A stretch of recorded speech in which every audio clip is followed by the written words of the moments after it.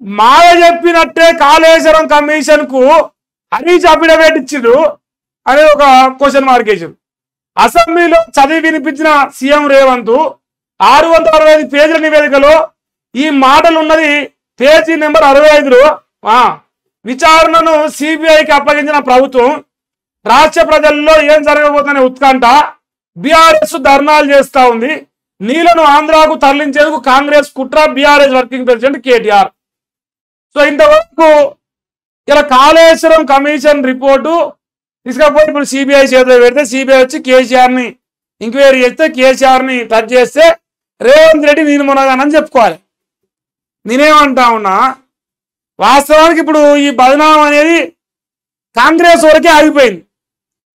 ఇప్పుడు బురద అంటుకుంది రేవంత్ రెడ్డికి. మాకొకరికి ఎందుకు రా, బీజేపీ అంటే పూస్తాడు సిబిఐ ఎంక్వైరీతో, ఇట్లా బీజేపీ ఇది పూస్తాడు. మరి బీజేపీ ఇప్పుడు తర్వాత బదనాం. 8 సీట్లు ఉన్నాయి, 8 పార్లమెంటు, 8 అసెంబ్లీ ఉన్నాయి. అది పెరగాల తగ్గాలనేది ఇప్పుడు ఈ సిబిఐ ఎంక్వైరీనే మిగిలిపోతుంది. తెలంగాణ రాష్ట్ర ప్రజలందరినీ తప్పుదో పట్టిస్తూ తెలంగాణలో నీళ్లు ఆంధ్రాకి తోడుకపోవడానికి రేవంత్ రెడ్డి 21 నెలలుగా కాళేశ్వరాన్ని ఆగం పట్టిస్తా ఉన్నాడని ప్రజలు అనుకుంటారు. నీళ్ళు ఇవ్వకుండా, కరెంట్ ఇవ్వకుండా ప్రజల్ని మోసం చేస్తా ఉన్నాం.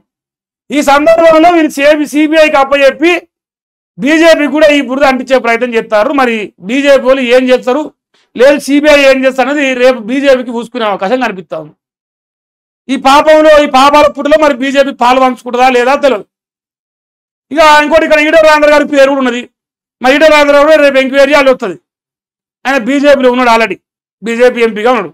సో ఇవన్నీ కోణాలు ఉన్నాయి. రేవంత్ అన్న పొడుగు రాసుకున్నాడు. రేవంత్ అన్న పేజీల నెంబర్ వేసే కాడికైంది మన బతుకు. ఎంత పాపానికి ఒడిగట్టినామంటే ఇన్ని రోజులు చింతపండు మల్లే అనేటోని వదిలినాం కేసీఆర్ మీదకి.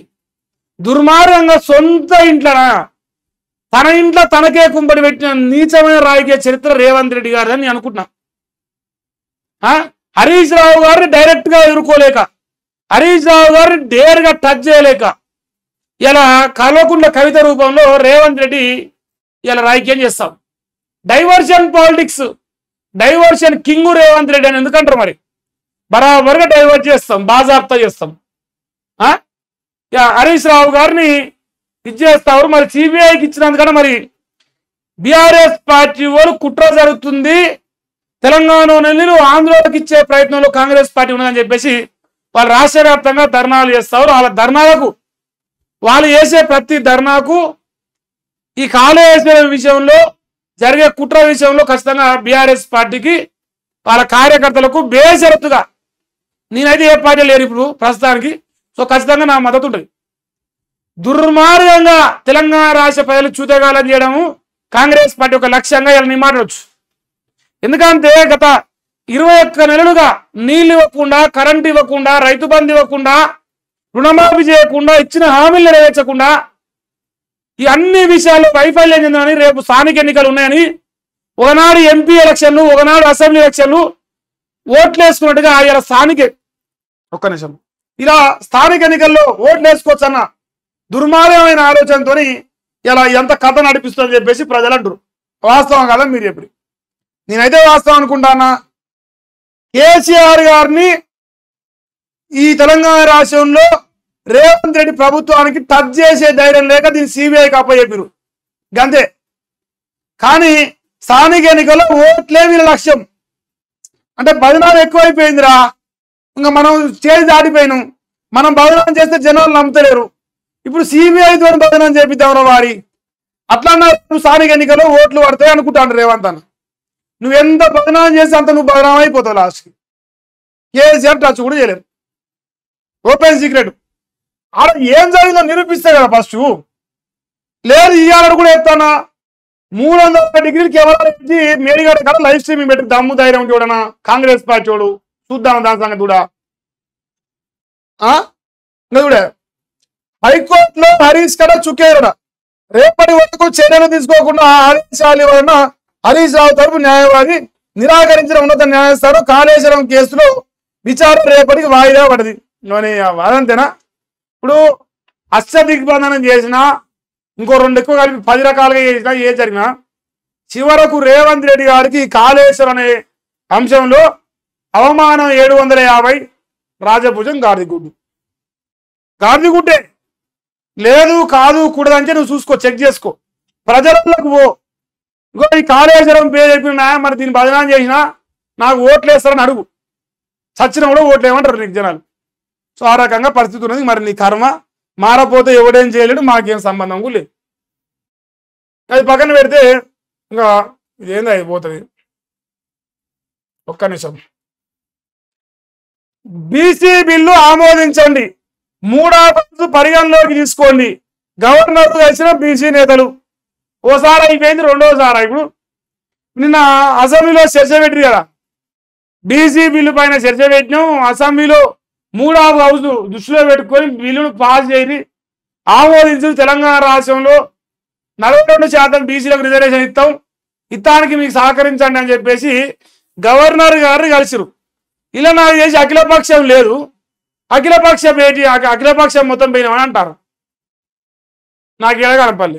సరే, మొత్తానికైతే బీసీ బిల్లు విషయంలో తెలంగాణ రాష్ట్ర ప్రజలు కాంగ్రెస్ పార్టీని నమ్ముతుర్రా అనేది అతిపెద్ద ప్రశ్న. నేను నిన్న కూడా చూపించిన, అవసరం ఇప్పుడు కూడా చూపిస్తా.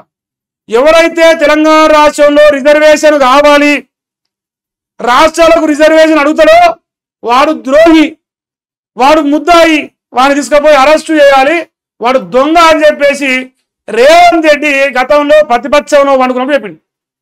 సో ఇలా ఎవరైతే కాంగ్రెస్ పార్టీలో బీసీలకు రిజర్వేషన్ కావాలంటారో, ఎవరైతే తెలంగాణ రాష్ట్ర బీసీలకు రిజర్వేషన్ అడుగుతారో వాళ్ళందరూ దొంగలు, ద్రోహులు, వాళ్ళందరూ తీసుకుపోయి అరెస్టు చేయాలని చెప్పేసి గతంలో రేవంత్ రెడ్డి చెప్పిండు. మరి అసలు రేవంత్ రెడ్డి మీకు నిజంగా న్యాయం చేసిన నమ్మకం మీకు ఉంది, నాకేం సంబంధం లేదు. మా రేవంత్ అనే యొక్క ఆలోచన ఏంది, తన వైఖరి ఏంది ఆనాడు చెప్పిండు. వెనకంగా చేయకూడుతుంది, ముందరంగా రేవంత్ అన్న పలుకులు ఉన్నాయి. మరి ఇలా ఎవరు పిచ్చోళం చేస్తారు బీసీ బిల్లు? అసలు బీసీ బిల్లు బీసీలకు సామాజిక న్యాయం, బీసీల రాజ్యం అంటే రేవంత్ రెడ్డి ఫస్ట్ ముఖ్యమంత్రిగా దిగిపోవాలి. అసలు రేవంత్ రెడ్డి ముఖ్యమంత్రి కాకూడదు.